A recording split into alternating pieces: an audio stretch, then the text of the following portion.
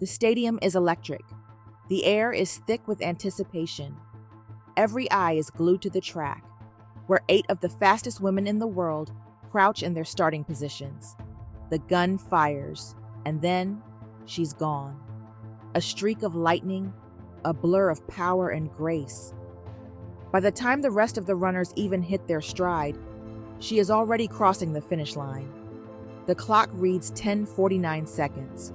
The world will never be the same. Florence Griffith Joyner wasn't just fast, she was breathtaking.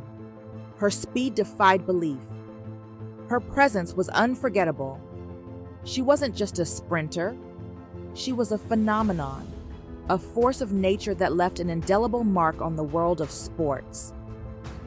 Born on December 21st, 1959, in Los Angeles, California, Florence Dolores Griffith grew up in a family of 11.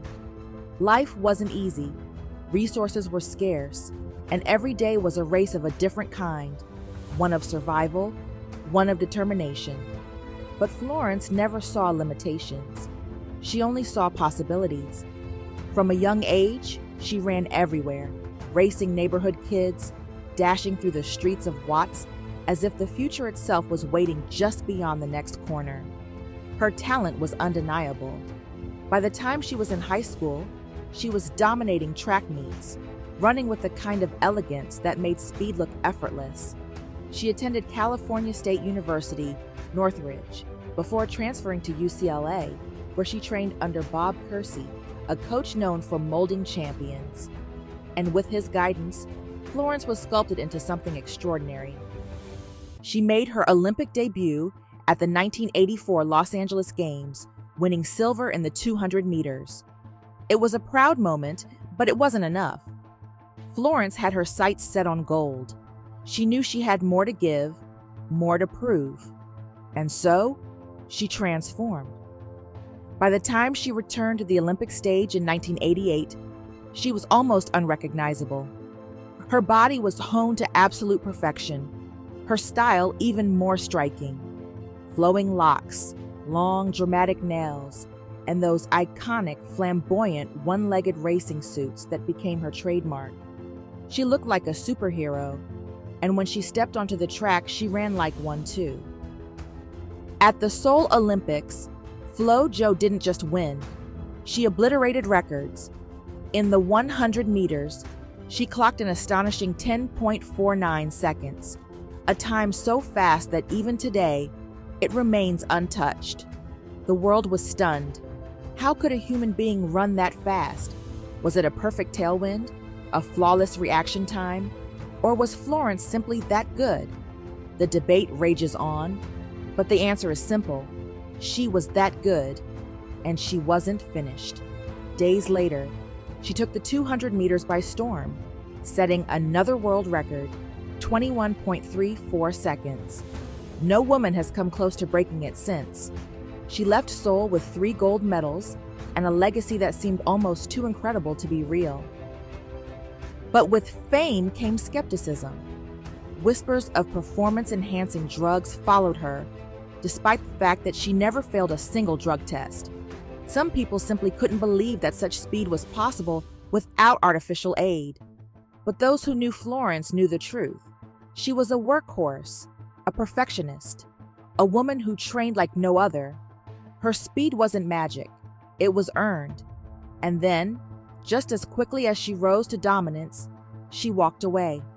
At the peak of her career, at a moment when the world was still in awe of her brilliance, she retired. Why? Because she had done what she came to do.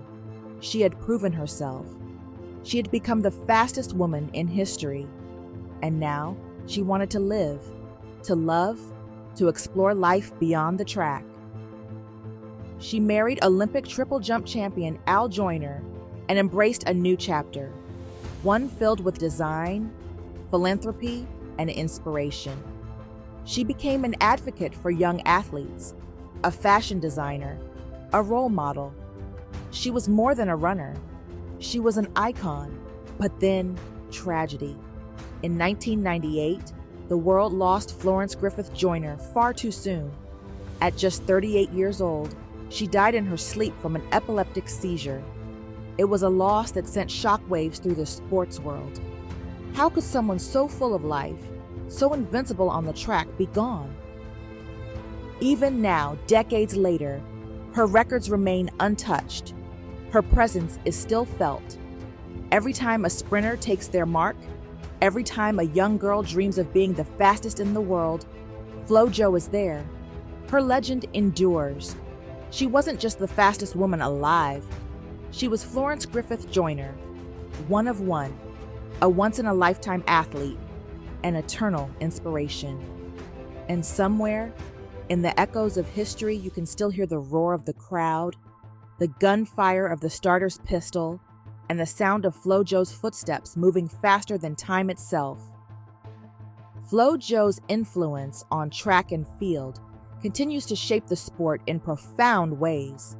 Her records remain the ultimate benchmark, a standard of excellence that every sprinter aspires to reach. Athletes like Shelly Ann Fraser-Price, Elaine Thompson-Herah, and Sha'Carri Richardson often cite her as an inspiration, pushing themselves to emulate her legendary speed and flair. Beyond the stopwatch, Flo Jo's unapologetic style and confidence redefined what it meant to be a female athlete. Today's stars embrace individuality, blending fashion with performance in a way that Florence pioneered. The long, decorated nails, the bold racing suits, and the charisma that captivates audiences. These trends can all be traced back to the trail she blazed. Her impact extends beyond the track as well. The Florence Griffith Joyner Foundation continues her legacy, empowering young athletes and advocating for youth sports programs. She remains a symbol of breaking barriers, not just in speed, but in perseverance, determination, and the refusal to be confined by expectations. Her story continues to be told, reminding the world that greatness isn't just about what you achieve, but about the legacy you leave behind. And for Florence Griffith Joyner, that legacy is timeless. Thank you for watching the video. Be sure to comment, like, share this video, and subscribe to our channel for more content. Until next time.